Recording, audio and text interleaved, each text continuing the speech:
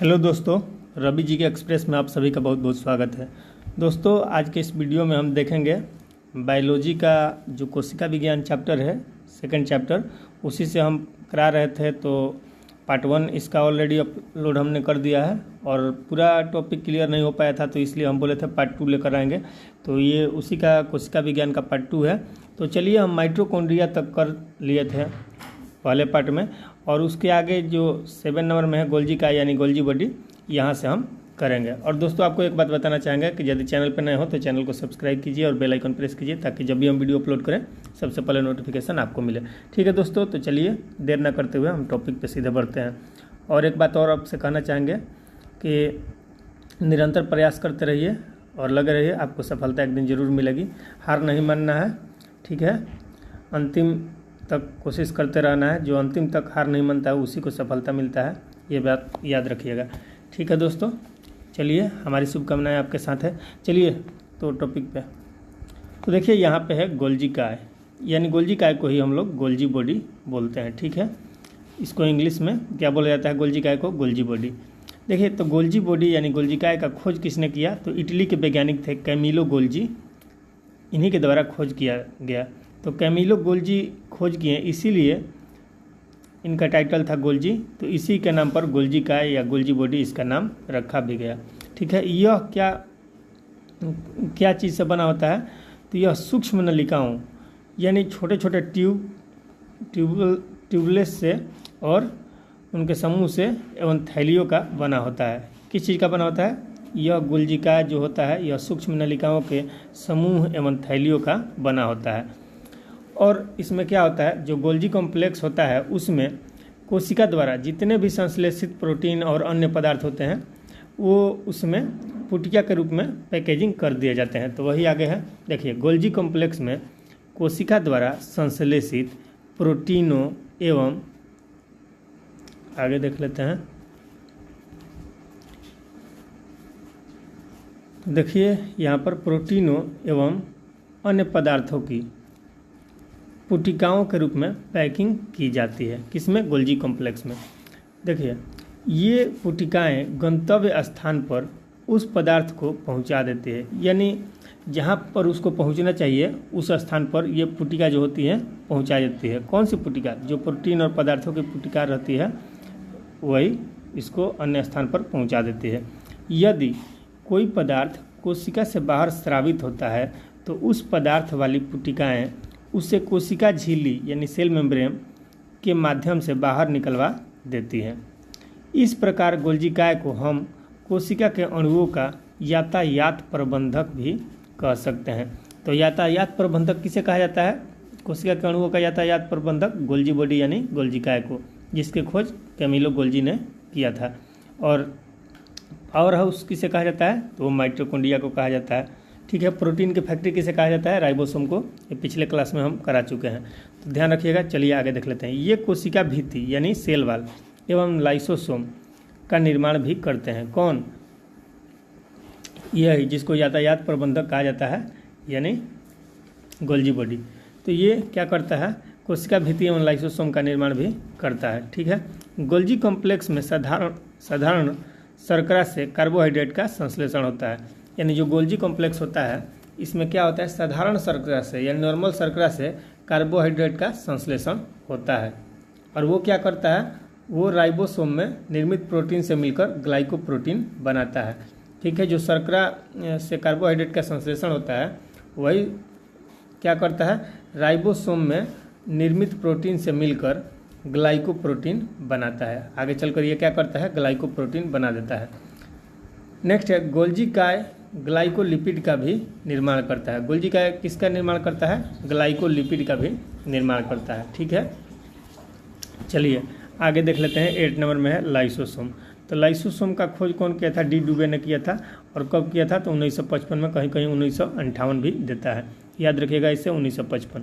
ठीक है, तो देख लीजिए, लाइसोसोम इसकी खोज डी डुबे नामक वैज्ञानिक ने की थी। यहाँ पर ईस्वी सन नहीं दिया है, लेकिन याद रखिए 1955 में। कब? 1955।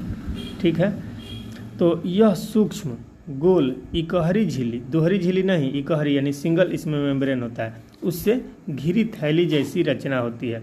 लाइसोसोम क्या होती है? छोटी होती है, सूक्ष्म होती है और गोलाकार होती है और सिंगल मेम्ब्रेन से यानी इकहरी झिल्ली से घिरी हुई थैली जैसी स्ट्रक्चर का होती है। ठीक है, इसका निर्माण संवेष्टन विधि द्वारा गोल्जिकाय में होता है। यानी लाइसोसोम का निर्माण किस विधि द्वारा होता है, किस प्रोसेस द्वारा?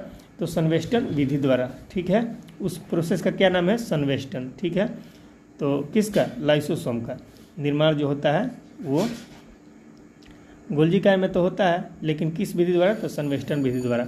बार बार दोहराने का कारण यही है कि आपके दिमाग में बस जाइए, भूलिए नहीं, क्योंकि एग्जाम में यहाँ से क्वेश्चन डेफिनेटली आते रहता है। तो चलिए आगे देख लेते हैं। लाइसोसोम में सभी प्रकार की जल अपघटकीय एंजाइम जैसे हाइड्रोलेजेज, लाइपेसेज, प्रोटोएसेज व कार्बोहाइड्रेजेज मिलते हैं। ठीक है, यानी लाइसोसोम में सभी प्रकार के जल अपघटकीय एंजाइम। तो जल अपघटकीय एंजाइम यानी वैसे एंजाइम जिसमें जल अपघटन होता है। ठीक है, तो वो कौन कौन है? हाइड्रोलेजेज है, लाइपेसेज है, प्रोटोएसेज है और कार्बोहाइड्रेजेज है। तो ये सभी मिलते हैं जो अम्लीय परिस्थितियों में सर्वाधिक सक्रिय होते हैं। यानी क्षारीय परिस्थिति में नहीं, अम्लीय, जब अम्लीयता रहेगा तो उस परिस्थिति में क्या होता है?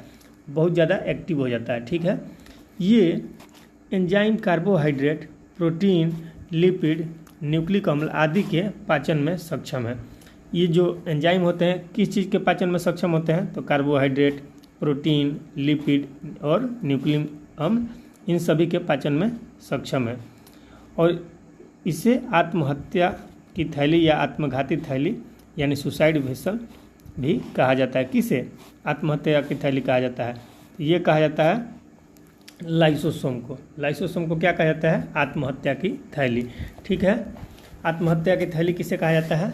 लाइसोसोम को। यातायात प्रबंधन किसे कहा जाता है? गोल्जिकाय को। तो ये बातें ध्यान रखिएगा। चलिए आगे देख लेते हैं। और दोस्तों ज़्यादा जहाँ समझाने वाला रहेगा वहाँ हम समझा देंगे, और नहीं तो फटाफट बढ़ते चले, नहीं तो वीडियो ज़्यादा लंबा हो जाएगा। ठीक है, सोच रहे हैं कि ये पार्ट 2 में ही इसका पूरा कवर करा दें ताकि हम नेक्स्ट चैप्टर लाएं अगले वीडियो में, नहीं तो वीडियो ज़्यादा लंबा हो जाएगा। ठीक है, जहाँ समझाने वाला रहेगा हम समझाते जाएंगे। चलिए आगे देख लेते हैं। नोट में दिया है, स्तनधारियों के लाल रक्त कणिका में यानी आरबीसी में लाइसोसोम नहीं पाया जाता है। जो स्तनधारी वर्ग आता है उसमें जो आरबीसी होता है उसमें क्या नहीं पाया जाता है? तो लाइसोसोम भी नहीं पाया जाता है। अब देखिए 9 नंबर में है लवक। लवक को हम लोग क्या बोलते हैं? प्लास्टिड। ठीक है, लवक भी 3 प्रकार का होता है, हरित लवक, वर्णी लवक और अवर्णी लवक। ठीक है, तो देख लीजिए आगे। लवक यह केवल पादप कोशिका में पाया जाता है। लवक यानी प्लास्टिड किस में पाया जाता है? केवल पादप कोशिका में पाए जाते हैं।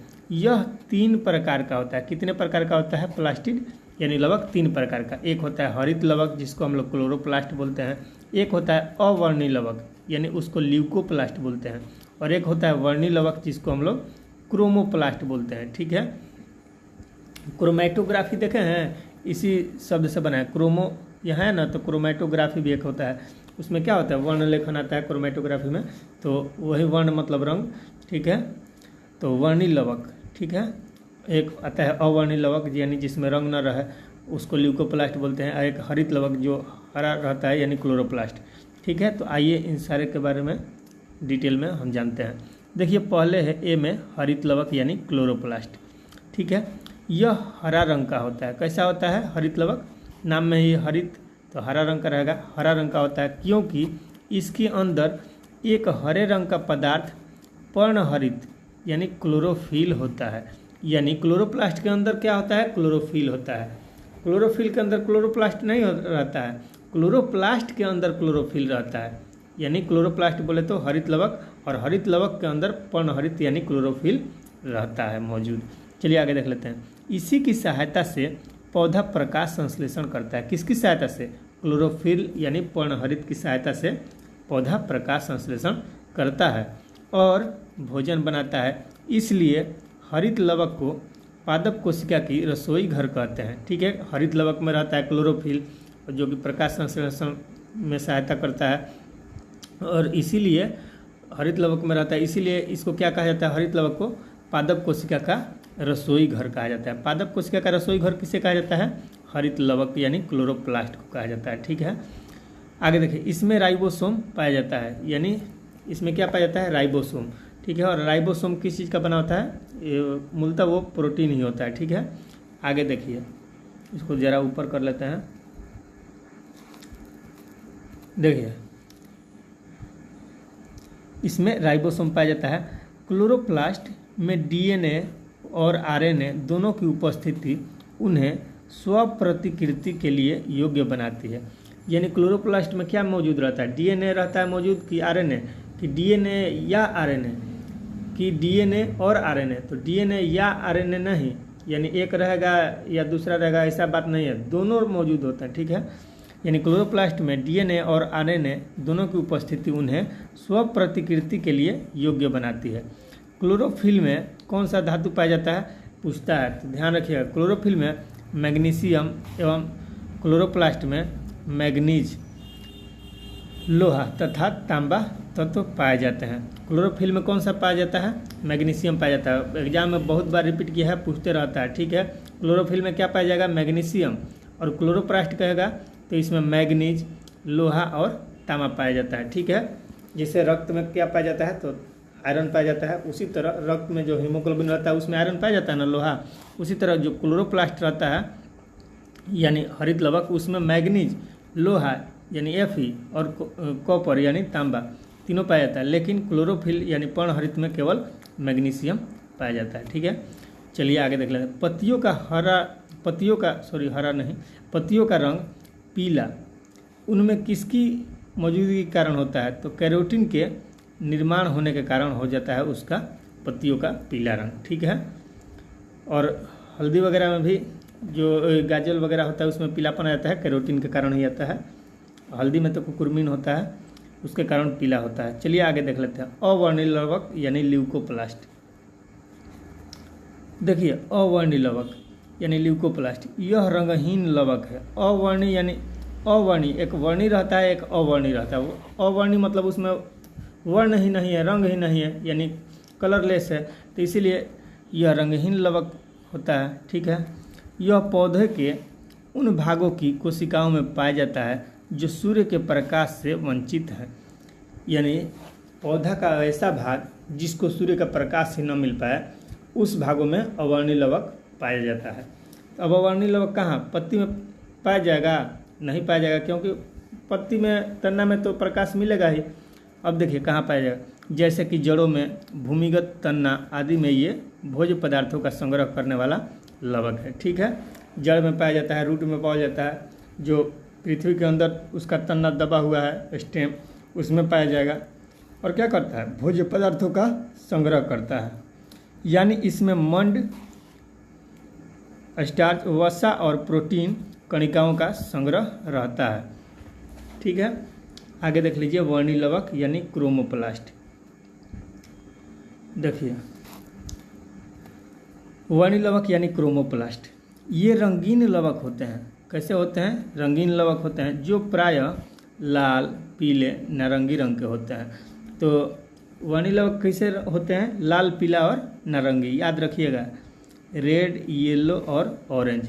ठीक है, हरा इसमें नहीं, वर्णीय लवक में याद रखिएगा तीनों रंग, लाल, पीला और नारंगी। ठीक है, ये पौधे के रंगीन भाग जैसे पुष्प, फल, भित्ति, बीज आदि में पाए जाते हैं। कहाँ कहाँ, पत्ती में तो वो कौन पाया जाता है, क्लोरोप्लास्ट। ठीक है, जो हरित लवक हो गया, हरा रंग का होता है। लेकिन वर्णीय लवक जो होता है इसमें हरा नहीं होता है, लाल, पीला और नारंगी रहता है। ध्यान देने वाला बात है, समझ लीजिएगा। ठीक है, नहीं तो थोड़ा सा यही एग्जाम में मिस हो जाता है, आपको लगा कि सही करके आए हैं, लेकिन जब आंसर की मिलाइएगा तो गलत हो जाता है। ध्यान रखिएगा, इसमें हरा नहीं होता है। वर्णीय लवक यानी क्रोमोप्लास्ट में लाल, पीला और नारंगी रहता है, जबकि हरित लवक यानी क्लोरोप्लास्ट में हरा रंग होता है। और अवर्णीय लवक यानी ल्यूकोप्लास्ट हो गया, उसमें कोई कलर ही नहीं रहता है, जो कि जड़ वगैरह में पाए जाते हैं या भूमिगत तना में। चलिए आगे देख लेते हैं। वर्णीय लवक के अन्य उदाहरण, टमाटर में लाइकोपीन। ठीक है, टमाटर का लाल रंग किसके कारण होता है, लाइकोपीन के कारण। गाजर में कैरोटीन, यानी गाजर का पीले रंग किसके कारण होता है? कैरोटीन के कारण। चुकंदर में विटामिन, यानी कुछ नारंगी टाइप का चुकंदर होता है तो उसमें विटामिन के कारण उसका कलर होता है। ठीक है, अब देखिए नोट में दिया, वनस्पति को पराबैंगनी किरणों के दुष्प्रभाव से बचाने वाला वर्णक कौन है? यानी वैसा वर्णक जो वनस्पतियों को पराबैंगनी किरणों के दुष्प्रभाव से बचाता है उसको क्या बोलते हैं? फाइकोसाइनिन। क्या बोलते हैं? फाइकोसाइनिन बोलते हैं। वनस्पति को पराबैंगनी किरण से बचाएगा उसको क्या बोलते हैं? फाइकोसाइनिन। ठीक है, और हम लोग को जो पराबैंगनी किरण से बचाता है उसको क्या बोलते हैं? तो समझ ही गए होंगे, 16 सितंबर को मनाया जाता है ओजोन दिवस। ठीक है, ओजोन परत पराबैंगनी किरणों से हम लोग का रक्षा करता है। चलिए, नहीं तो स्किन कैंसर हो जाएगा। चलिए आगे देख लेते हैं। रसदानी यानी वेकल्स। ठीक है, तो रसदानी के बारे में देखिए। वेकल्स, यह कोशिका की निर्जीव रचना है। यानी रसदानी कैसी है? सजीव है कि निर्जीव है? तो रसदानी जो होता है कोशिका का यानी सेल का ऐसा पार्ट है जो कि निर्जीव रहता है। ठीक है, इसमें तरल पदार्थ भरी होती है, यानी रसदानी में भी लिक्विड फॉर्म में पदार्थ भरा होता है। जंतु कोशिकाओं में यह अनेक वह बहुत छोटी होती है। यानी रसदानी जो होती है जंतु कोशिका में कैसी होती है? छोटी होती है कि बहुत बड़ी होती है? तो बहुत छोटी होती है। परंतु पादप कोशिकाओं में यह कोशिका का 90% स्थान घेरता है। यानी पादप कोशिका में बहुत बड़ा रसदानी होता है। याद रखिएगा, जंतु कोशिका में रसदानी कैसा होता है? छोटा होता है, लेकिन पादप कोशिका में बहुत बड़ा, लगभग 90% स्थान को कवरेज करता है। रसघानी एकल झिल्ली से आवृत, यानी एकल झिल्ली से के आवरण से ढका रहता है, जिसे टोनोप्लास्ट कहते हैं। रसधानी एकल झिल्ली के आवरण से घिरा रहता है, उसको क्या बोलते हैं? टोनोप्लास्ट। ठीक है, अमीबा में संकुचनशील रसघानी उत्सर्जन के लिए महत्वपूर्ण है। अमीबा में संकुचनशील रसधानी जो है वो किस लिए महत्वपूर्ण है? तो उत्सर्जन के लिए, यानी उत्सर्जित करता है। ठीक है, अमीबा में देखे होंगे, अमीबा को थोड़ा सा यहाँ पे इसी टॉपिक पे डिटेल में तो नहीं बताएंगे, लेकिन हल्का सा जिक्र कर देंगे। कुछ इस तरह का अमीबा रहता है। ठीक है, फिर इसमें एक न्यूक्लियस रहता है। ये जब इसमें जनन होता है तो कैसे होता है? ये मान लीजिए फर्स्ट स्टेप हुआ, तो सेकंड में क्या हो जाएगा? ये जो भाग रहता है ये इस तरह का हो जाएगा। ठीक है, और ये जो अंदर का न्यूक्लियस है ये भी कुछ इस तरह का हो जाएगा। ठीक है, आगे चल के थर्ड स्टेप में या 4, 5 में करके ये वाला जो है आपस में सटते जाता है, यानी कुछ इस प्रकार का हो जाएगा। ठीक है, और ये कुछ न्यूक्लियस इस तरह का हो जाएगा। आगे चल के क्या हो जाता है? बिल्कुल आगे चल के 4th या 5th स्टेज में इस तरह का हो जाएगा। यहाँ से ये कट जाता है, बीच से कट जाता है। एक यहाँ पे हो जाएगा अलग न्यूक्लियस हो जाएगा इस अमीबा में, और एक यहाँ पे अलग हो जाएगा। ठीक है, बीच से ये कट के अलग हो जाता है, यानी इसमें बाइनरी फिजन होता है, यानी द्विविखंडन होता है। तो थोड़ा सा आगे टॉपिक तो जिक्र कर दिए, इस पे भी हम डिटेल में वीडियो लाएंगे जनन पे, कि प्लेनेरिया में कैसे होता है, हाइड्रा में कैसे होता है। ठीक है, सारा टॉपिक पे वीडियो हम लाएंगे। चलिए आगे देख लेते हैं। अमीबा में संकुचन रसधानी उत्सर्जन के लिए महत्वपूर्ण है। आगे देख लीजिए, केंद्रक यानी न्यूक्लियस। ठीक है, तो 11 देखिए, रॉबर्ट ब्राउन ने केंद्रक की खोज की। यानी केंद्रक की खोज किसने किया? रॉबर्ट ब्राउन ने। केंद्रक का खोज कौन किया? रॉबर्ट ब्राउन ने। यह कोशिका का सबसे प्रमुख अंग होता है। कोशिका का सबसे प्रमुख अंग केंद्रक होता है। यह कोशिका के प्रबंधक के समान कार्य करता है, यानी यातायात प्रबंधक तो कहा जाता है किसको? तो गोल्जी काय को। तो उसी तरह ये भी एक तरह का मैनेजमेंट करता है, यानी प्रबंधक का कार्य करता है कोशिका का। कौन? केंद्रक। ठीक है, केंद्रक द्रव में धागेनुमा पदार्थ, यानी केंद्रक द्रव जो रहता है उसमें धागेनुमा पदार्थ जाल के रूप में बिखरा दिखलाई पड़ता है। उसको क्या कहते हैं? जो धागेनुमा पदार्थ जाल के रूप में बिखरा हुआ रहता है केंद्रक द्रव में, उसी को हम लोग क्रोमैटिन कहते हैं। क्या कहते हैं? क्रोमैटिन। ठीक है, आगे देखिए, क्रोमैटिन जो होता है यह जो नाम दिया गया तो किसके द्वारा दिया गया? क्रोमैटिन नाम किसने दिया? फ्लेमिंग ने दिया। ठीक है, क्रोमैटिन नाम किसने दिया? तो क्रोमैटिन नाम फ्लेमिंग ने दिया। ठीक है, यह प्रोटीन, हिस्टोन एवं डीएनए, यानी डीएनए को डाइऑक्सी राइबो न्यूक्लिक एसिड कहा जाता है, डीएनए का फुल फॉर्म होता है। तो यह प्रोटीन, हिस्टोन एवं डीएनए का बना होता है। ठीक है, अब देखिए, कोशिका विभाजन के समय क्रोमैटिन सिकुड़कर अनेक मोटे व छोटे धागे के रूप में संगठित हो जाते हैं।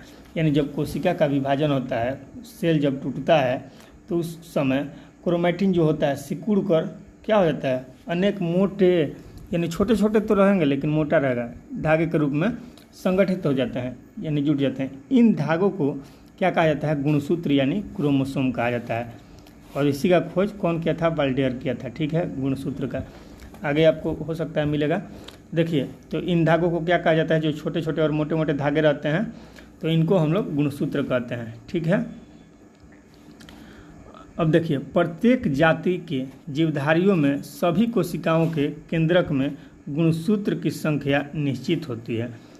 जैसे मानव में कितना होता है, 23 जोड़ा, चिंपैंजी में 24 जोड़ा, बंदर में 21 जोड़ा। ठीक है, याद रखिएगा। चलिए आगे देख लेते हैं, इसका लिस्ट भी हम आपको बता देंगे, आएगा आगे।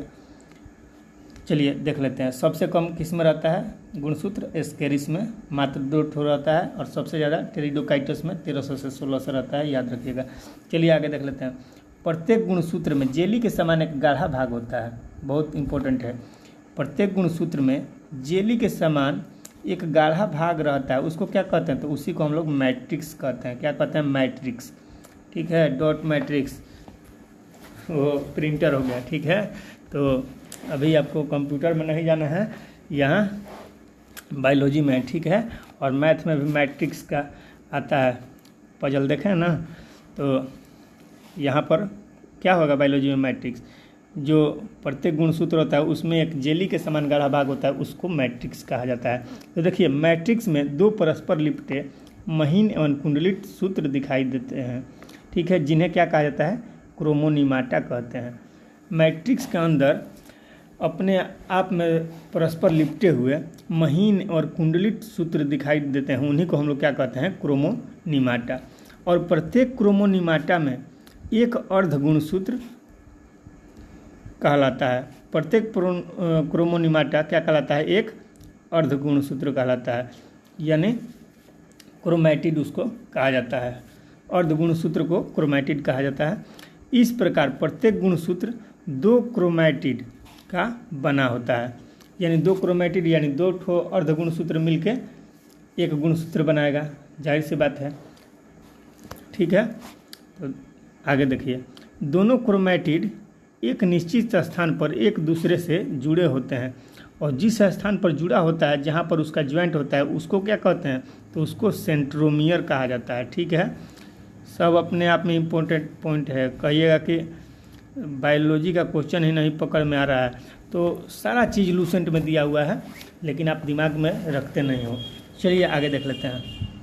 यानी जो दोनों क्रोमैटिड होते हैं एक निश्चित स्थान पर जुड़ते हैं एक दूसरे से, उस जगह को क्या करते हैं, उस प्लेस को, उसको सेंट्रोमियर कहते हैं, उस ज्वाइंट को। ठीक है, आगे देख लीजिए। गुणसूत्रों पर बहुत से जीन स्थित होते हैं, यानी जो क्रोमोसोम होता है उस पर बहुत सारे जीन रहते हैं, जो एक पीढ़ी से दूसरी पीढ़ी तक लक्षणों को हस्तांतरित करते हैं और हमारे आनुवंशिक गुणों के लिए उत्तरदायी होते हैं। यानी पीढ़ी दर पीढ़ी जाते रहते हैं, हस्तांतरित होते हैं, और हम लोग का जो गुण रहता है, आनुवंशिक गुण, जेनेटिक जो गुण आता है, एक पीढ़ी से दूसरे पीढ़ी में चला जाता है। ठीक है, तो वही बात है यहाँ पर दिया, जो एक पीढ़ी से दूसरी पीढ़ी तक लक्षणों को हस्तांतरित करते हैं, यानी भेजते हैं, और हमारे आनुवंशिक गुणों के लिए उत्तरदायी होते हैं।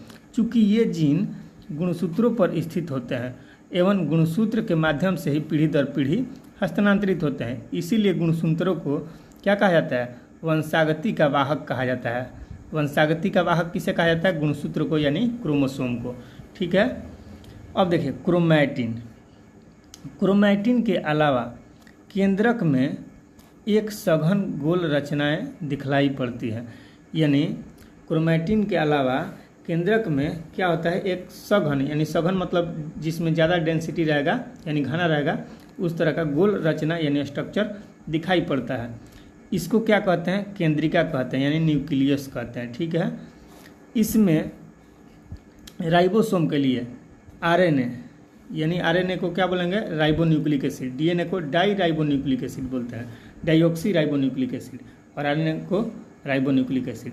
तो राइबोसोम के लिए आरएनए यानी राइबोन्यूक्लिक एसिड का संश्लेषण होता है। ठीक है, राइबोसोम के लिए आरएनए का संश्लेषण होता है। ठीक है, किस में? न्यूक्लियस में। अब देखिए नोट में दिया है गुणसूत्रों की वंशागत का सिद्धांत। गुणसूत्र का वंशागत सिद्धांत किसने दिया? सूटन एवं बोवेरी ने। कौन दिया? सूटन और बोवेरी ने। ठीक है, और ये बोवेरी कौन है? जिन्होंने सेंट्रोसोम का यानी तारकाय का खोज किया था, बोवेरी। ठीक है, तो इन्होंने ही गुणसूत्रों का यानी क्रोमोसोम का वंशागत सिद्धांत भी दिया, यानी थ्योरी ऑफ इनहेरिटेंस। ठीक है, कौन दिया? सूटन एवं बोवेरी ने। आगे देख लीजिए डीएनए एवं आरएनए की संरचना। तो देख लेते हैं इसको भी, डीएनए और आरएनए का स्ट्रक्चर कैसा होता है। तो डीएनए की अधिकांश मात्रा केंद्रक में होती है। डीएनए का अधिकांश मात्रा कहाँ होता है? केंद्रक में। यद्यपि इसकी कुछ मात्रा माइटोकॉन्ड्रिया तथा हरित लवक में भी मिलती है। यानी डीएनए की सबसे अधिक मात्रा कहाँ मिलती है? केंद्रक में, लेकिन इसके अलावा कुछ मात्रा इसका माइटोकॉन्ड्रिया में और हरित लवक में भी यानी क्लोरोप्लास्ट में भी पाया जाता है। डीएनए क्या होता है? तो डीएनए जो होता है ये पॉलीन्यूक्लियोटाइड होता है। कैसा होता है? पॉलीन्यूक्लियोटाइड होता है। ठीक है, अब देखिए पॉलीन्यूक्लियोटाइड चेन जो होता है डीएनए का, उसको देख लेते हैं। ठीक है, अब देखिए यहाँ पे है न्यूक्लियोटाइड। तो इससे इसका दो भाग हो गया, न्यूक्लियोसाइड और फॉस्फेट। और न्यूक्लियोसाइड में आ गया सुगर और बेस यानी क्षार। ठीक है, तो आइए आगे देख लेते हैं। तो पूछता है यहाँ पर किस में गुआनिन रहता है, किस में थाइमिन रहता है, किस में थाइमिन के जगह कोई दूसरा चीज़ रहता है। तो इस तरह से क्वेश्चन पूछ लिया करता है। तो देख लीजिए किस में बेस क्या रहता है, आगे आपको दिखा देते हैं। यहाँ पे देखिए क्षार यानी बेस। डीएनए में उपस्थित क्षार जो होते हैं 4 प्रकार के होते हैं। डीएनए में जो उपस्थित क्षार होता है कितने प्रकार का होता है? 4 प्रकार का। कौन कौन? याद रखिएगा AGTC। क्या रखिएगा याद? AGTC याद रखिएगा। क्षार जो होता है डीएनए में वो क्या होता है? AGTC। एडिनिन, गुआनिन, थाइमिन और साइटोसिन। ठीक है, याद रखिएगा। तो देख लीजिए यहाँ पर दिया गया है डीएनए में उपस्थित क्षार 4 प्रकार के होते हैं। एडिनिन यानी ए से इसको डिनोट करते हैं, गुआनिन यानी इसको जी से डिनोट करते हैं, और थाइमिन यानी टी से, और साइटोसिन यानी सी से डिनोट किया जाता है। ठीक है, अब देखिए डीएनए में अणु संख्या के आधार पर एडिनिन सदैव थाइमिन से और साइटोसिन सदैव गुआनिन से जुड़ा रहता है। बहुत इंपॉर्टेंट पॉइंट है, याद रखिएगा। डीएनए में अणु संख्या के आधार पर, ठीक है, क्या होता है? एडिनिन किससे जुड़ा होता है? हमेशा थाइमिन के साथ। ठीक है, एडिनिन किसके साथ? थाइमिन के साथ। और जो साइटोसिन रहता है हमेशा गुआनिन के साथ। यानी एडिनिन रहेगा ये हमेशा किससे जुड़ा रहेगा? एडिनिन हमेशा थाइमिन के साथ रहेगा, और जो गुआनिन रहेगा ये किसके साथ? गुआनिन साइटोसिन के साथ। लेकिन यहाँ पर तो जोड़ तो दिए हैं, लेकिन इसमें द्विबंध होता है, इसमें त्रिबंध होता है। ठीक है, याद रखिएगा ये भी। तो देखिए आगे मिलेगा एडिनिन व थाइमिन के बीच 2 हाइड्रोजन बंध। आ गया ना, एडिनिन और थाइमिन के बीच 2 हाइड्रोजन बंध, यहाँ पर 2 हम बनाए हैं। और साइटोसिन और गुआनिन के बीच 3 हाइड्रोजन बंध होते हैं। देखिए यहाँ पर गुआनिन और साइटोसिन के बीच 1 2 3, वही यहाँ पे भी है। एडिनिन और थाइमिन के बीच 2 है हाइड्रोजन बंध, और गुआनिन और साइटोसिन के बीच 3 हाइड्रोजन बंध है। तो इस डाटा को याद रखिएगा। डायरेक्टली पूछ लेता है कि किसके बीच त्रिबंध होता है? एडिनिन और गुआनिन के बीच, थाइमिन और साइटोसिन के बीच, थाइमिन और गुआनिन के बीच, कि गुआनिन और साइटोसिन के बीच। इस तरह से क्वेश्चन पूछ लिया करेगा, तो आपको मालूम होना चाहिए। तो याद रखिएगा ATGC, और पहले वाला 80 में 80 जो आ गया उसमें डबल बॉन्ड, और GC जो आ गया इसमें ट्रिपल बॉन्ड। ठीक है, इस तरह से याद रखिएगा। अब देखिए आगे देख लेते हैं 1953 में J.D. वाटसन एवं क्रिक ने डीएनए का द्विकुंडलित यानी जिसको डबल हेलिक्स मॉडल बोला जाता है, डीएनए की द्विकुंडलित संरचना मॉडल यानी डबल हेलिक्स मॉडल प्रतिपादित किया। यानी किसने? तो वाटसन और क्रिक ने डबल हेलिक्स मॉडल दिया। कब? 1953 में। ठीक है, डबल हेलिक्स मॉडल कब दिया गया? 1953 में। किसके द्वारा? वाटसन और क्रिक के द्वारा। इस काम के लिए इन्हें नोबेल पुरस्कार भी मिला। कब मिला? 1962 में। यानी लगभग 9-10 वर्ष हो गया, तब जाके 10 वर्ष तब जाके इनको नोबेल पुरस्कार मिला 1962 में। 53 में इसका प्रतिपादन किया डबल हेलिक्स मॉडल का, और 1962 में नोबेल पुरस्कार से पुरस्कृत हुए। चलिए आगे देख लेते हैं। डीएनए का कार्य, यह सभी आनुवांशिक क्रियाओं का संचालन करता है। जितनी भी सारी जेनेटिक प्रोसेस होता है, आनुवांशिक क्रिया, उसमें ये क्या करता है? संचालन करता है, ऑपरेट करता है। जीन इसकी इकाई है। डीएनए की इकाई क्या है? जीन है।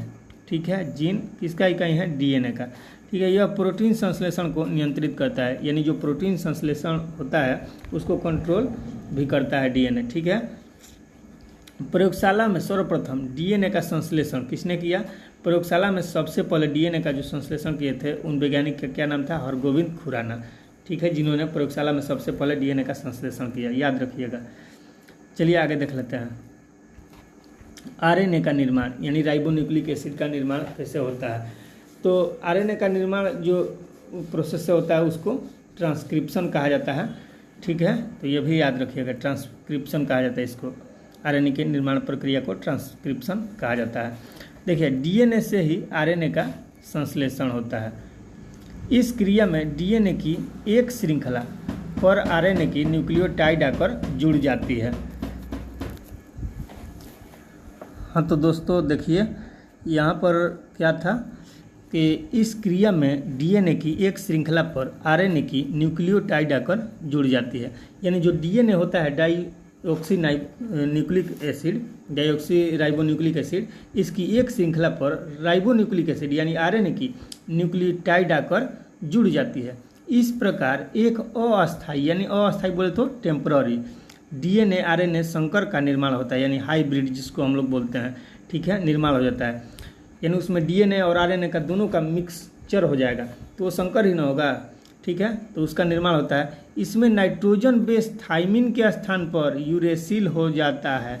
अभी हम बोले थे ना कि अब देखिए, जो नाइट्रोजन का बेस है थाइमिन, तो इसके स्थान पर क्या आ जाता है? अब इसमें जो डीएनए आरएनए संकर का निर्माण हो गया, तो इसमें थाइमिन के स्थान पर जो उसमें आप देख रहे थे एडिनिन, गुआनिन, थाइमिन और साइटोसिन, तो उसी थाइमिन के जगह पर इसमें क्या आता है? यूरेसिल आ जाता है। ठीक है, तो बहुत इंपॉर्टेंट है VVI, इसको नोट डाउन कर लीजिएगा, VVI है।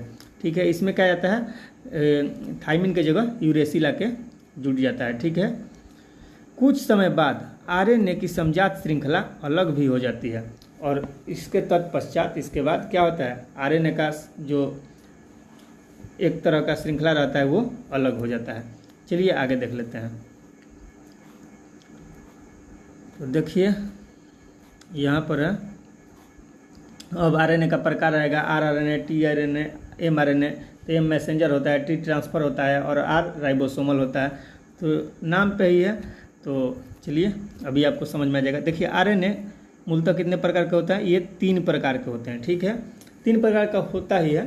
तो देखिए, एक होता है आरआरएनए, स्मॉल से सूचित किया जाता है। एक होता है टीआरएनए और एक होता है एमआरएनए। तो आर से हो जाता है राइबोसोमल, उसी तरह टी से होता है ट्रांसफर, और एम से होता है मैसेंजर। मैसेंजर यानी जो पहुंचाएगा, यानी उसको आदेश देगा, मैसेज देगा, और ट्रांसफर यानी पहुंचाएगा।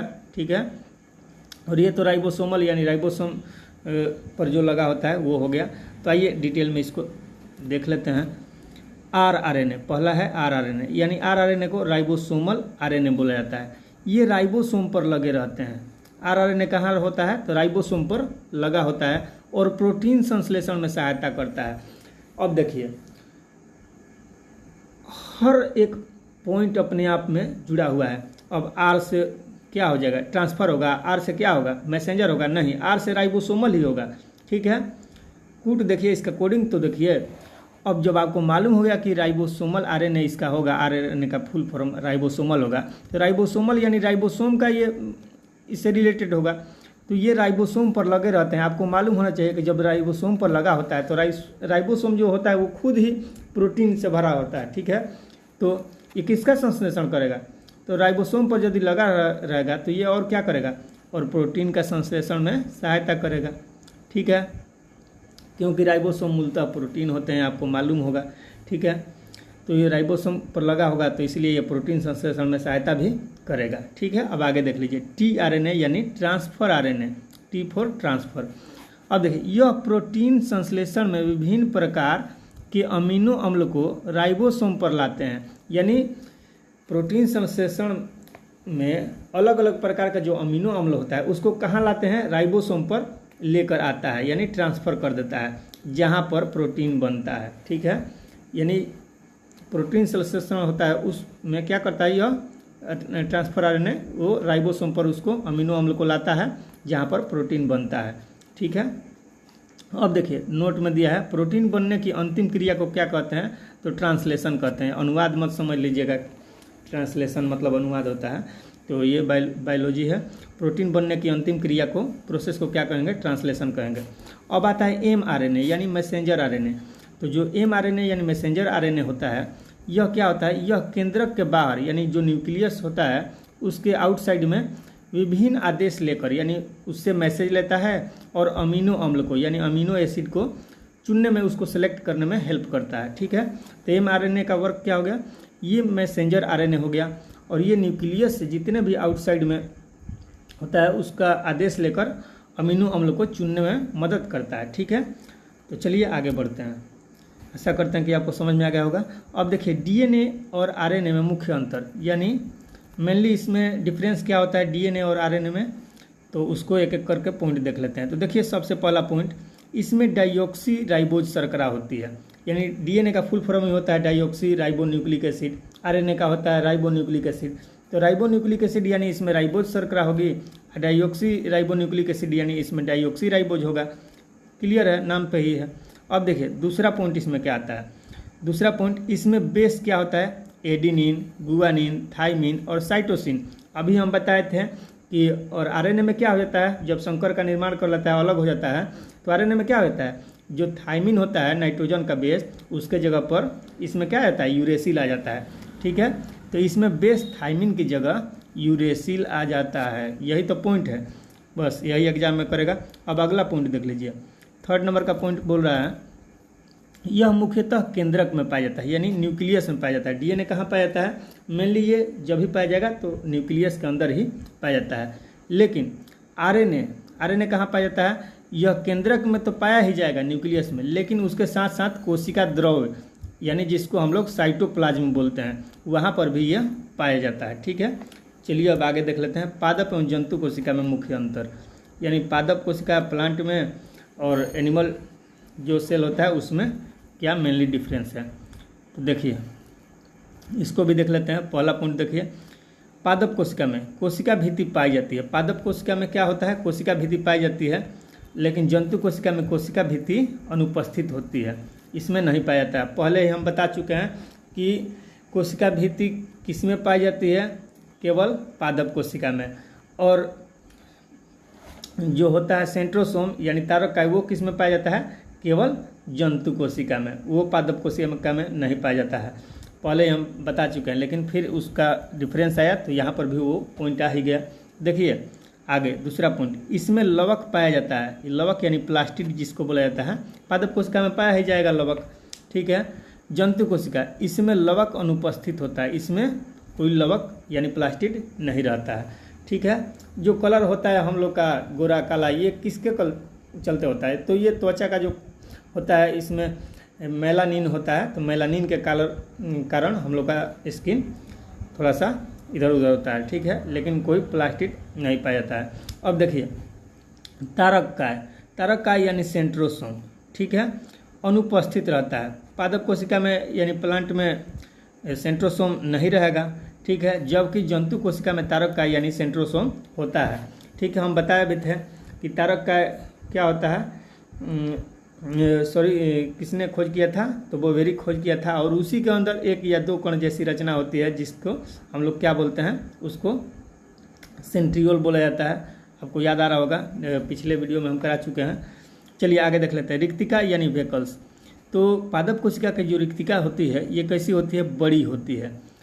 लेकिन जो जंतु कोशिका की रिक्तिका होती है वेकल्स, ये छोटी होती है। अभी हमने जस्ट इसी वीडियो में बताया है, पीछे जब वेकल्स बता रहे थे तो उसमें बहुत छोटी छोटी वेकल्स यानी रिक्तिका वही है जिसको हम लोग रसधानी बोलते हैं। ठीक है, तो रिक्तिका बोले या रसधानी तो कन्फ्यूजन मत खाइएगा। तो रसधानी पादप कोशिका की बड़ी होती है। ठीक है, 90% तक स्थान घेरे रहता है। अभी ना हम बताए थे ये 90% तक कवरेज करता है। ठीक है, लेकिन जो जंतु कोशिका होती है इसमें छोटा होता है, रिक्तिका या रसधानी कहिए या वेकल्स कहिए। ठीक है, आगे देखिए 5 नंबर पॉइंट। इसका आकार लगभग आयताकार होता है, यानी पादप कोशिका का आकार कैसा होता है, उसका शेप आयताकार यानी रेक्टेंगुलर शेप में रहता है। लेकिन जो जंतु कोशिका यानी एनिमल सेल होता है इसमें क्या होता है, इसका जो शेप रहता है ये अप्रोक्सीमेटली ये सर्कुलर होता है यानी वृत्ताकार होता है। ठीक है, चलिए आगे देख लेते हैं। तो देखिए कोशिकीय अंग और उनके खोजकर्ता, यानी जो सेलुलर पार्ट है उसके खोजकर्ता कौन कौन है। ठीक है, सेल के, तो देखिए सेल के जितने भी अंग हैं रिलेटेड, तो उसके आविष्कारक तो नहीं बोल सकते हैं, कोई वस्तु वगैरह नहीं है, ये पार्ट का नाम है। तो खोजकर्ता तो देख लीजिए, यानी केंद्रक।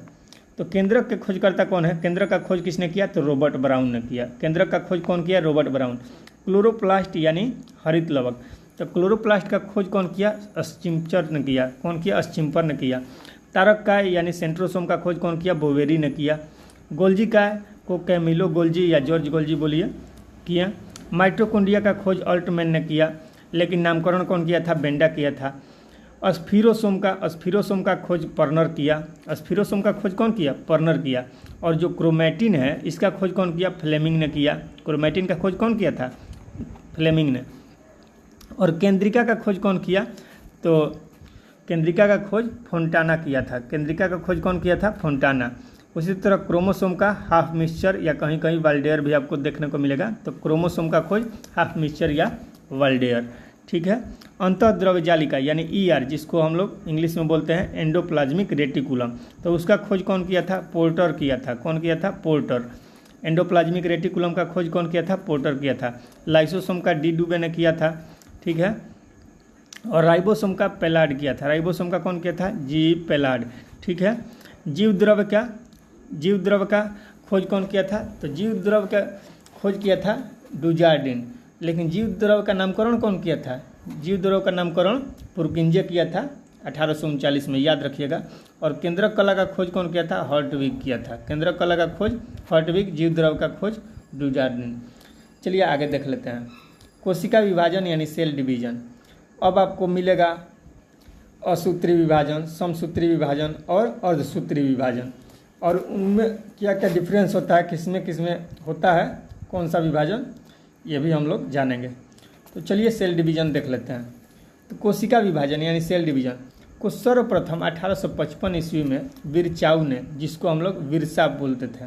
ठीक है, तो विरचा, विरचो या विरचाऊ इसका इसी का नाम है। तो कोशिका विभाजन को सर्वप्रथम 1855 में किसने देखा, विरचाऊ ने देखा। ठीक है, बता रहे थे ना लीवेनहॉक ने क्या किया, कोशिका शब्द का सबसे पहले प्रयोग किया 1665 में। ठीक है, उसके बाद भी बहुत सारे वैज्ञानिक आए। देन लास्ट में स्लाइडन और स्वान आया 1838 से 39 में, तो वो कोशिका का प्रतिपादन किया, कोशिका सिद्धांत का। लेकिन वो ये स्पष्ट नहीं कर पाया कि कोशिका कैसे आखिर विभाजन होकर नई कोशिकाओं का निर्माण होता है। तो उसके बाद आया था ना रुडोल्फ विरचाउ, तो उसने क्या किया था, उसने न बता दिया कि पूर्ण स्थित कोशिकाओं से नई कोशिकाओं का निर्माण होता है। तो वही रुडोल्फ विरचाउ को यहाँ विरचाउ लिखा है। हम वहाँ पे भी बताए थे, कहीं विरचाउ लिखता है, कहीं बिरसा लिखता है, कहीं विरचो लिख देता है। ठीक है, तो इसे कन्फ्यूजन मत खाइएगा। चलिए आगे देख लेते हैं। कोशिका का विभाजन मुख्यतः 3 प्रकार से होता है। कोशिका विभाजन जनरली कैसे होता है, 3 प्रकार से। कौन कौन, असूत्री यानी असूत्री विभाजन को हम लोग एमिटियोसिस बोलते हैं। समसूत्री विभाजन को मिटियोसिस बोलते हैं, माइटोसिस बोलिए चाहे मिटियोसिस। प्रोनाउंसिएशन आप जैसे कर लीजिए। और सूत्री विभाजन को मेयोसिस बोलते हैं, ठीक है। एमाइटोसिस इसको बोलेंगे, असूत्री को एमाइटोसिस, समसूत्री को माइटोसिस और अर्धसूत्री को मायोसिस, ठीक है। तो देखिए असूत्री विभाजन यानी एमाइटोसिस, इसको देख लेते हैं। यह विभाजन किस में होता है? यह विभाजन अविकसित कोशिकाओं में होता है। अविकसित कोशिकाओं यानी जिसका डेवलपमेंट ही ना हो, जिसका विकास ही चल के ना हो आगे, उसको हम लोग क्या कहते हैं? असूत्री विभाजन। तो ये इसके एग्जाम्पल में कौन कौन जीव आ जाएंगे? तो देखिए जीवाणु हो गया, बैक्टीरिया, नीलहरित शैवाल, ईस्ट, अमीबा तथा प्रोटोजोआ। प्रोटोजोआ को हम लोग हिंदी में परजीवी बोलते हैं। तो इन सारे चीज़ों में क्या होता है? असूत्री विभाजन होता है। क्या होता है? असूत्री विभाजन, ठीक है। उसी तरह नेक्स्ट है समसूत्री विभाजन यानी माइटोसिस, ठीक है। नेक्स्ट पॉइंट क्या है? समसूत्री विभाजन यानी माइटोसिस। तो देखिए समसूत्री विभाजन की प्रक्रिया को जंतु कोशिकाओं में सबसे पहले जर्मनी के वैज्ञानिक थे, जीव वैज्ञानिक वाल्थर फ्लेमिंग उनका नाम था। उन्होंने 1879 ईस्वी में देखा। यानी समसूत्री विभाजन की प्रक्रिया को किस में? पादप कोशिका में नहीं, जंतु कोशिका में। समसूत्री विभाजन की प्रक्रिया को जंतु कोशिका में सबसे पहले कौन देखा? तो जर्मनी के वैज्ञानिक वाल्थर फ्लेमिंग। और वो कब देखें? 1879 ईस्वी में, 1879 में। उन्होंने ही आगे चलकर 1882 में इस प्रक्रिया को माइटोसिस नाम दिया। क्या नाम दिया? माइटोसिस, ठीक है। तो समसूत्री विभाजन का नाम माइटोसिस किसने दिया? वाल्थर फ्लेमिंग ने दिया। कब दिया? तो 1882 में। जबकि 1879 में इस चीज़ को वो देख लिए थे, लेकिन उस समय इनको नाम नहीं सूझबूझ रहा था कि क्या नाम रखा जाए। लेकिन 3 साल बाद 1882 में इसका नाम रख दिया माइटोसिस, ठीक है। यह विभाजन कायिक कोशिका में होता है। यानी समसूत्री विभाजन पूछता है कि किस कोशिकाओं में होता है? तो कायिक कोशिका में होता है। कायिक कोशिका में कौन सा विभाजन होता है? समसूत्री विभाजन यानी माइटोसिस, ठीक है। अब आगे देख लीजिए अर्धसूत्री विभाजन के बारे में आएगा थोड़ा सा, और इसका चरण भी देख लीजिए। 5 ठो चरण होता है। तो अध्ययन की सुविधा के लिए समसूत्री विभाजन को 5 चरणों में बांटते हैं, जो निम्नवत है। कौन कौन है? अंतरावस्था, पूर्वावस्था, मध्यावस्था, पश्चावस्था और अंत्यावस्था। अंतरावस्था को इंटरफेज बोलेंगे, पूर्वावस्था को प्रोफेज बोलेंगे और मध्यावस्था को मेटाफेज बोला जाता है। अब पश्चावस्था को एनाफेज और अंत्यावस्था को टेलोफेज। एक बार नाम याद रख लीजिएगा, अंतरावस्था इंटरफेज, पूर्वावस्था प्रोफेज, मध्यावस्था मेटाफेज, पश्चावस्था एनाफेज और अंत्यावस्था टेलोफेज। और इसमें से पूछता है कि कौन सबसे बड़ी होती है या कौन सबसे छोटी होती है। तो इस तरह से भी सवाल कर लिया करता है। तो आइए आगे देख लेंगे। तो देखिए सॉरी दोस्तों, हाँ तो दोस्तों देखिए यहाँ पर इस विभाजन के फलस्वरूप एक जनक कोशिका से 2 संतति का निर्माण होता है। किस विभाजन? जो समसूत्री विभाजन है, इस विभाजन के फलस्वरूप यानी जो विभाजन होता है उसके बाद एक जनक कोशिका से यानी एक पेरेंट सेल से 2 संतति कोशिका यानी 2 डॉटर सेल का निर्माण होता है। किस में? समसूत्री विभाजन में एक जनन कोशिका से 2 संतति कोशिका का निर्माण होता है। प्रत्येक संतति कोशिका में गुणसूत्र की संख्या जनन कोशिका के बराबर होती है। यानी जितना उसमें रहता है उसी प्रकार इसमें भी गुणसूत्र का संख्या उतना ही बराबर होता है। अब देखिए समसूत्री विभाजन की पश्चावस्था, ये एनाफेज है, सबसे छोटी होती है। तो सबसे छोटी समसूत्री विभाजन में कौन सा अवस्था होता है? पश्चावस्था यानी एनाफेज जो होता है वो सबसे छोटी होती है, ठीक है। अंत्यावस्था यानी टेलोफेज जो होता है वो सबसे छोटा नहीं होता है। कौन सा होता है समसूत्री विभाजन में सबसे छोटा? पश्चावस्था यानी एनाफेज जो होता है सबसे छोटा होता है समसूत्री विभाजन में। वह केवल 2-3 मिनट में ही समाप्त हो जाती है। यानी एनाफेज जो पश्चावस्था रहता है ये कितने मिनट में समाप्त हो जाता है? केवल 2-3 मिनट में। अब देखते हैं हम लोग अर्धसूत्री विभाजन यानी मायोसिस, इसके बारे में। तो देखिए अर्धसूत्री विभाजन 3rd नंबर आ गया। अर्धसूत्री विभाजन यानी मायोसिस। फार्मर तथा मूरे वैज्ञानिक थे। इन्होंने 1905 में कोशिकाओं में अर्धसूत्री विभाजन को मायोसिस नाम दिया। जिस तरह 1879 में उन्होंने नाम दिया था, इसी तरह अर्धसूत्री विभाजन में फार्मर तथा मूरों ने क्या किया 1905 में, और सूत्री विभाजन का नाम दे दिया मायोसिस। ठीक है, चलिए आगे देख लेते हैं। अर्धसूत्री विभाजन की खोज सर्वप्रथम किसने किया, तो वीजमैन ने। ठीक है, और सूत्री विभाजन का सर्वप्रथम खोज किसने किया, वीजमैन ने। लेकिन इसका सर्वप्रथम विस्तृत अध्ययन, और सूत्री विभाजन का विस्तृत अध्ययन कौन किया, स्ट्रासबर्गर ने। कौन किया विस्तृत अध्ययन, स्ट्रासबर्गर, और कब किया, 1888 में। और सूत्री विभाजन जो होता है वो हम लोग में होता है, ठीक है, मानव वगैरह में, स्तनी में, ये क्या होता है, और सूत्री विभाजन ही होता है, ये भी ध्यान रखिएगा। यह विभाजन जनन कोशिकाओं में होता है। ठीक है, और सूत्री विभाजन किस में होता है, जनन कोशिकाओं में। तो हम लोग भी जनन करते हैं, ठीक है, प्रजनन होता है ना, वही जनन। ठीक है, अब देखिए आगे देख लीजिए। और सूत्री कोशिका विभाजन निम्न 2 चरणों में पूरा होता है। कितने चरण में, 2 चरण में, अर्धसूत्री 1 और अर्धसूत्री 2। ठीक है, तो इसमें भी अलग अलग फेज होता है। ठीक है, जैसे अर्धसूत्री 1 में 4 फेज होता है। ठीक है, तो आइए देखेंगे आगे। तो अर्धसूत्री कोशिका विभाजन निम्न 2 चरणों में पूरा होता है, अर्धसूत्री 1 और अर्धसूत्री 2। तो अर्धसूत्री 1 में गुणसूत्रों की संख्या आधी रह जाती है, इसलिए इसे न्यूनकारी विभाजन यानी रिडक्शन डिवीजन भी कहा जाता है।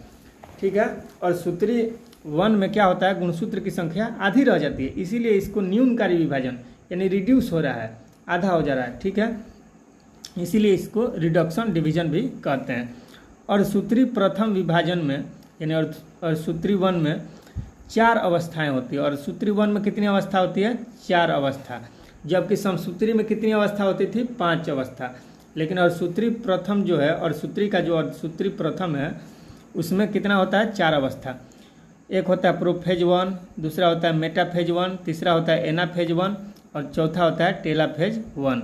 ठीक है, प्रोफेज यानी पश्चावस्था, और मेटाफेज हो गया, उसके बाद एनाफेज 1 हो गया, तो और एक हो गया टेलाफेज। ठीक है, प्रोफेज यानी पूर्वावस्था होता है, टेलोफेज मतलब अंत्यावस्था होता है। चलिए आगे देख लेते हैं। अब देखिए इसमें कौन सबसे लंबी होती है, तो वो भी देख लीजिए।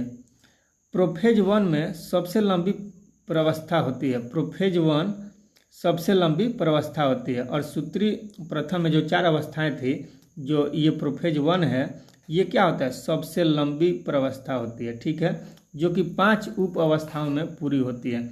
अब ये जो प्रोफेज 1 है ये भी जाके डिवाइड होती है, और 5 उप अवस्था इसका निकलता है। वो क्या क्या है, तो लेप्टोनिन है, जाइगोटिन है, पैकिटिन है, डिप्लोटिन है, और डाइकेनेसिस है। तो इन 5 अवस्थाओं में जाके प्रोफेज 1 पूरा होता है, इसीलिए इसको सबसे लंबी प्रवस्था माना जाता है। किसको, प्रोफेज 1 को, जो कि अर्धसूत्री प्रथम का भाग है। ठीक है, अब देखिए लेप्टोनिन के बारे में थोड़ा सा देख लीजिए। लेप्टोनिन क्या होता है, तो लेप्टोनिन गुणसूत्र उलझे हुए पतले धागों की तरह दिखाई पड़ते हैं। अब देखिए एक दूसरे में लिपटा हुआ रहेगा, गुणसूत्र उलझा हुआ धागे की तरह लिपटा हुआ रहेगा, तो लिपटे से याद आ जाएगा लेप्टोनिन। ठीक है, लेप्टोनिन में क्या रहेगा, लिपटा हुआ रहेगा एक दूसरे में धागा, पतले धागा। ठीक है, गुणसूत्र उलझे हुए पतले धागों की तरह दिखाई पड़ते हैं, इन्हें क्रोमोनिमाटा कहते हैं। ठीक है, किसमें, लेप्टोनिन में उलझा हुआ रहता है। गुणसूत्र की संख्या द्विगुणित होती है, यानी लेप्टोनिन में जो गुणसूत्र होते हैं उलझे हुए पतले धागे के रूप में, इन्हें क्या कहते हैं, क्रोमोनिमाटा। और इसमें जो गुणसूत्र की संख्या होती है वो कैसी होती है, द्विगुणित यानी डाइप्लोइड होती है। ठीक है, आगे देखिए जाइगोटिन। तो जाइगोटिन में देख लीजिए, इसमें क्या होता है, समजात गुणसूत्र यानी एक जैसे गुणसूत्र एक साथ होकर जोड़े बनाते हैं, इसे सिनेप्सिस कहते हैं। यानी जब समजात गुणसूत्र एक साथ होकर जोड़ा बनाते हैं उसको क्या कहा जाता है, उसको सिनेप्सिस कहा जाता है। सेंट्रियोल एक दूसरे से अलग होकर केंद्रक के विपरीत यानी ओपोजिट ध्रुवों पर चले जाते हैं। इसमें क्या होता है, जाइगोटिन में सेंट्रियोल जो रहता है, सेंट्रियोल क्या होता है, अभी हम बताया था कि सेंट्रोसोम जो होता है ताड़क है, उसमें 1 या 2 कण जैसी रचना होती है जिसी को सेंट्रियोल कहा जाता है। तो वही सेंट्रियोल जो होता है एक दूसरे से अलग होकर केंद्रक यानी न्यूक्लियस के ओपोजिट में चला जाता है। कहाँ पर, ध्रुव पर यानी पोल पर चला जाता है। प्रोटीन एवं आरएनए संश्लेषण के फलस्वरूप केंद्रिका बड़ी हो जाती है। यानी प्रोटीन और आरएनए का संश्लेषण होता है। इसके बाद क्या होता है, केंद्रिका जो हो जाती है वो बड़ी हो जाती है। अब पैकेटिन के रूप में देखिए कि पैकेटिन वाला जो है इसमें क्या होता है, तो पैकेटिन के बारे में समझिए। प्रत्येक जोड़े के गुणसूत्र छोटे और मोटे हो जाते हैं, ठीक है। द्विज का प्रत्येक सदस्य अनुदैर्घ्य रूप से विभाजित होकर 2 अनुजात गुणसूत्रों या क्रोमैटिडों में बढ़ जाता है। यानी क्या होता है, द्विज का प्रत्येक सदस्य जो रहता है मेंबर, उसका अनुदैर्घ्य रूप से विभाजित होकर 2 अनुजात गुणसूत्रों या क्रोमैटिडों में बढ़ जाता है। इस प्रकार 2 समजात गुणसूत्रों के एक द्विज से अब 4 क्रोमैटिड बन जाते हैं। यानी एक द्विज से कितने, 4 क्रोमैटिड बन रहा है, ठीक है। इनमें 2 मातृ यानी पेरेंट सेल और 2 पितृ क्रोमैटिड होते हैं, ठीक है। 2 मातृ और 2 पितृ क्रोमैटिड यानी पेरेंट सेल होते हैं, ठीक है। कभी कभी मातृ और पितृ क्रोमैटिड एक या ज़्यादा स्थान पर एक दूसरे से क्रॉस करते हैं। कभी कभी क्या होता है, मातृ और पितृ क्रोमैटिड जो रहता है ये एक से ज़्यादा स्थान पर एक दूसरे से क्रॉस करने लगते हैं। ऐसे बिंदु पर मातृ तथा पितृ क्रोमैटिड टूट जाते हैं और एक क्रोमैटिड का टूटा हुआ भाग दूसरे क्रोमैटिड के साथ जाकर जुड़ जाता है। देखिए आगे, ऐसे बिंदु पर मातृ तथा पितृ क्रोमैटिड टूट जाते हैं और एक क्रोमैटिड का टूटा हुआ भाग दूसरे क्रोमैटिड के टूटे स्थान से जुड़ जाते हैं। इसे क्रॉसिंग आवर कहते हैं, क्रॉसिंग आवर नहीं, क्रॉसिंग ओवर कहते हैं। एवं इस प्रकार जीन का नए ढंग से वितरण हो जाता है, यानी बंटवारा हो जाता है। अर्थात जीन जो होता है विनिमय पैकेटिन अवस्था में होता है। जीन विनिमय कैसे होता है, पैकेटिन अवस्था में ही होता है जीन का विनिमय, ठीक है। अब थोड़ा इसको ऊपर कर लेते हैं। देखिए, और इस क्रिया में रिकॉम्बिनेज एंजाइम भाग लेता है। यानी इस जो प्रोसेस होता है इसमें कौन एंजाइम भाग लेता है, रिकॉम्बिनेज एंजाइम भाग लेता है, ठीक है। अब देखिए, क्रॉसिंग ओवर जो होता है, क्रॉसिंग ओवर ये किसके बीच होता है, तो हमेशा नॉन स्टिर क्रोमैटिड के बीच होता है। क्रॉसिंग ओवर किसके बीच होता है, कभी भी होगा फॉरएवर, तो ये नॉन स्टिर क्रोमैटिड के बीच ही होता है। नोट डाउन कर लीजिएगा। चलिए आगे देख लेते हैं डिप्लोटिन के बारे में, जो चौथी अवस्था है, ठीक है उसका।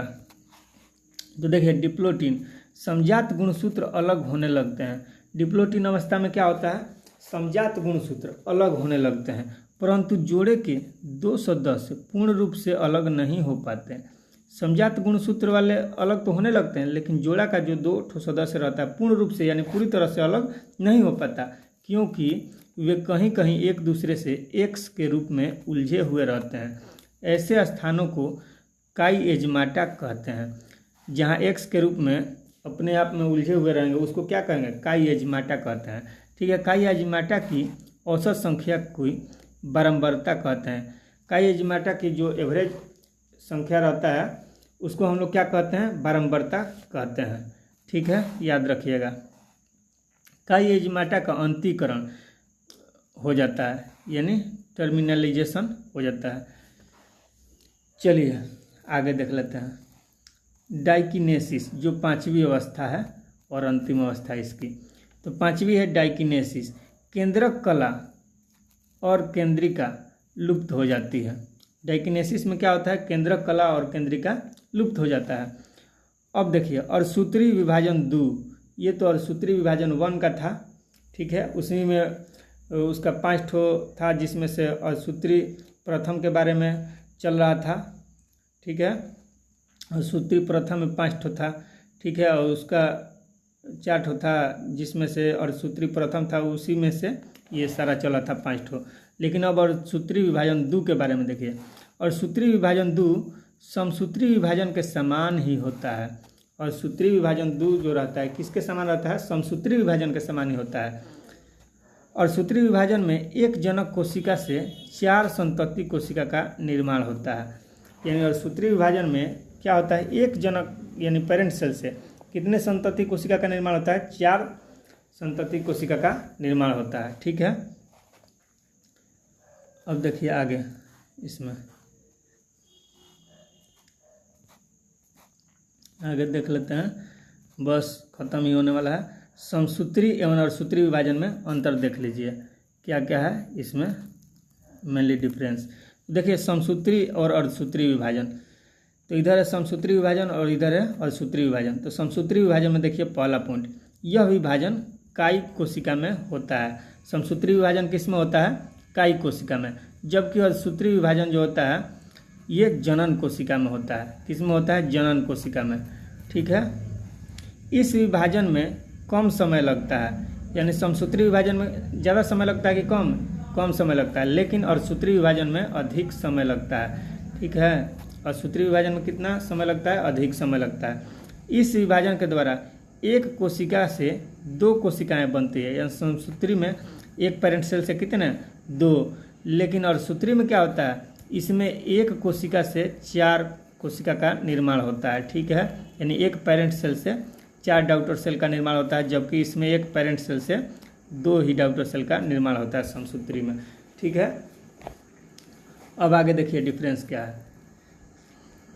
चौथा नंबर पॉइंट, संतति कोशिका में जनक जैसी ही गुणसूत्र होने के कारण आनुवंशिक विविधता नहीं होती। ठीक है, यानी एक जैसा ही जिस तरह पेरेंट्स में गुणसूत्र रहेगा उसी तरह डॉटर सेल में भी गुणसूत्र रहेगा, इसीलिए इसमें कोई खास करके आनुवंशिक विविधता यानी डिफरेंस नहीं पाया जाता है।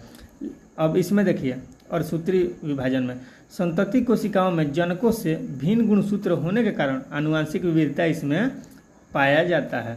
ठीक है, 5वां नंबर पॉइंट, समसूत्री विभाजन में क्या होता है? गुणसूत्रों के आनुवंशिक पदार्थों में आदान प्रदान नहीं होता है, यानी इसमें गुणसूत्र जो होता है उसके आनुवंशिक पदार्थों में आदान प्रदान होता है, क्रॉसिंग ओवर नहीं होता है। लेकिन अर्धसूत्री विभाजन में गुणसूत्रों के बीच आनुवंशिक पदार्थों का आदान प्रदान यानी क्रॉसिंग ओवर होता है। इसमें क्या होता है? क्रॉसिंग ओवर होता है। ठीक है, याद रखिएगा, अर्धसूत्री में क्रॉसिंग ओवर होता है। अब देखिए छठा पॉइंट क्या है, और समसूत्री विभाजन में क्या होता है? इसकी प्रोफेज अवस्था सबसे छोटी होती है, लेकिन इसकी प्रोफेज अवस्था सबसे लंबी होती है। ध्यान रखिएगा, और सूत्री में क्या होता है? प्रोफेज अवस्था ही सबसे लंबी होती है, लेकिन समसूत्री में प्रोफेज अवस्था सबसे छोटी होती है। तो ये आपका कोशिका विज्ञान का चैप्टर समाप्त हुआ, जो चैप्टर नंबर 2 था। अब नेक्स्ट चैप्टर है चैप्टर नंबर 3, जैव विकास। ठीक है, यानी जीवों का विकास कैसे हुआ इसके बारे में हम पढ़ेंगे। डार्विनवाद था, लेमार्कवाद था, जो भी था, तो नेक्स्ट वीडियो में हम आएंगे। तो ठीक है दोस्तों, वीडियो कैसा लगा? आशा करते हैं कि आपको सारा चीज़ क्लियर हो गया होगा, और मिलते हैं नेक्स्ट वीडियो में। तब तक के लिए आज्ञा दीजिए। Thanks, bye and take care. और चैनल पर यदि नए हो तो चैनल को सब्सक्राइब कर लीजिएगा, ताकि जब भी हम वीडियो अपलोड करें सबसे पहले नोटिफिकेशन आपको मिले। ठीक है, okay, bye and take care.